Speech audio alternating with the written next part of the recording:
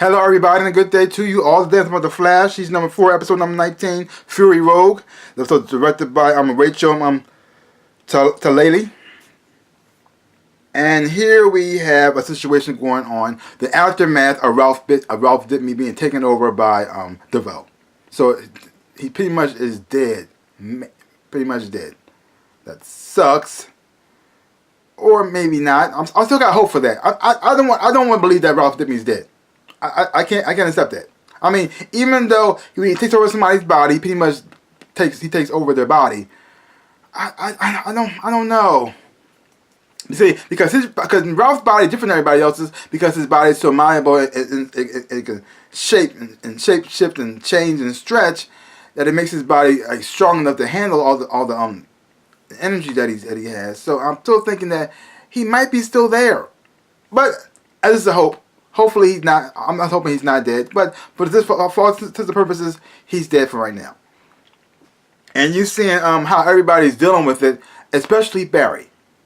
Now Barry has been dealing with death since he was a small child.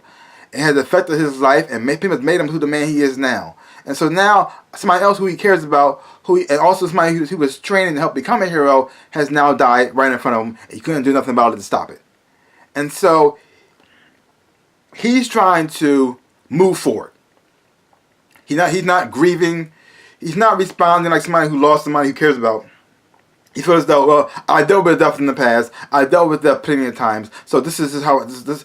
I don't have it in me to cry anymore right now. I just got to move forward for the mission, because me grieving over is not going to help out anybody. So all I got to do is move forward. And you seeing how he's learning to like deal with his feelings and emotions. Like, instead of like balling them in and suppressing them, maybe it's good to let him out, because if he doesn't, it can affect him in a lot of ways he's not expecting, and when people need him the most, he might not be able to step up to the plate. And because of this, we get the help of Leo Snart. He's back, Citizen Code, who's played by Wentworth Miller. He's back on the show, and you see Wally team up with him and helping him out with the mission, because while they're dealing with DeVoe, they also got to stop another threat. They have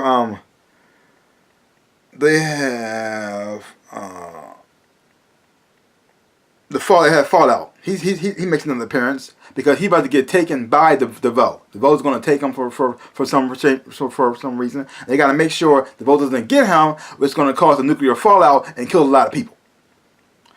And Fallout, he is played by Brian Alexander McDonald.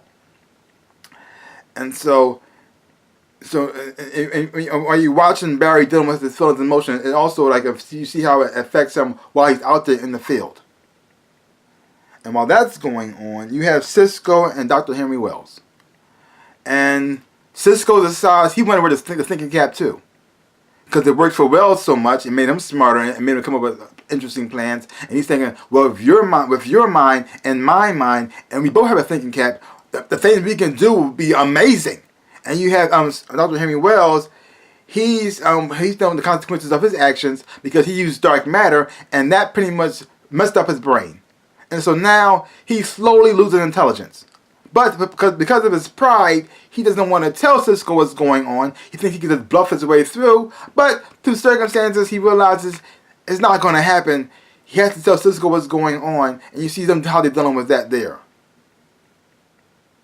And then you had the other things going on with Marlise DeVoe, who is the wife of Clifford DeVoe. And she's saying that her husband has changed. She finally got her husband back in his rightful form. And she's thinking everything will be back to normal. They're gonna be back in love. She doesn't have to pretend to be in love with somebody who she's not really in love with, because he has so many different bodies. So now he has his rightful body back. I mean, it's not really his body, but he shapes himself to look like himself. And so now she's thinking everything's back to normal. Well, she was wrong, because his thirst for intelligence and being the smartest person on the planet and all this power, it kind of took something away from him, his humanity. He's all thought, he's all logic. And so anything else like emotions and things like that, like human emotions, he doesn't understand that anymore. He has moved his brain so far beyond that he doesn't even know how to connect with anybody anymore. And now she's realizing that all this time she was working alongside this person, all this time she sacrificed everything for this person, she realized she never had him. He was gone a long time ago. And this person she got in front of him, even though he may look like her husband, he's not her husband anymore. And you can see her like starting to think, oh crap, I put my whole life on hold for this one man. Even when I know he was doing something that was crazy, even when I thought he was doing something that was pure, insane, supervillain, I supported him. And I did it pretty much all for nothing. All for nothing. Yeah, and it's heartbreaking to watch. You actually kind of feel sorry for her as a character, even though you know she's did a lot of bad things too for this person.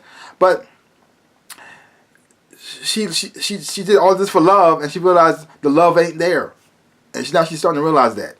That's really sad. And then you have like a little bit of a side story. You have what's going on with Caitlin and how she's dealing with Killer Frost being gone. Because see, at first, Killer Frost and Caitlin, two different personalities and one style, one body, didn't like each other. Killer Frost wanted to destroy the world. Caitlin wanted to save it, and so they clashed a lot. But through time, and when Caitlin started to turn to her a little bit more, had a little bit more control, they started to become sort of like a friendship, and they started to pretty much like care about one another. And so now that she's gone, Killer Frost is gone, Caitlin's like missing her other part of herself, because it's pretty much it's her. It's her. Both of them are her. And so now that she's gone, because they finally start to come together as one, and now they're separated, it feels like a part of her body's missing. You see how she's dealing with that, with her level of grief. So overall, I did enjoy this episode. I don't think that the Thinker, I mean, even though I find the Thinker interesting, personally, I don't think he's that strong of a villain that for Barry had to face this long. But I still, and I'm enjoying the show, and I'm having fun watching it. Watching how the Thinker he came up with different plans to pretty much take out Barry, and how Barry's struggling to do. Because in the comic books, Barry uses the Speed Force not only for his body to move at supersonic, move at light speeds. He also can use it on his mind as well. Have him think in light speeds and light speed. So he can actually see multiple scenarios, and so he can how to plan for different things, just like the Thinker. So I thought it was going to have him use that too, but they didn't go in that direction. Because Barry's really smart. So why they didn't have him use that, I don't understand why not, but whatever. But I mean, I kind of get it, because if Barry actually uses his power like he does in the comic books, none of these people want much of a chance for him, really. I mean, the Thinker, he might be like a hiccup maybe, but he wouldn't be like this much of a problem. Not really. He could use the Speed Force on his mind and thought about different plans, scenarios, planned everything out, and he would have just took him out a long time ago. But either way, it's still fun to watch.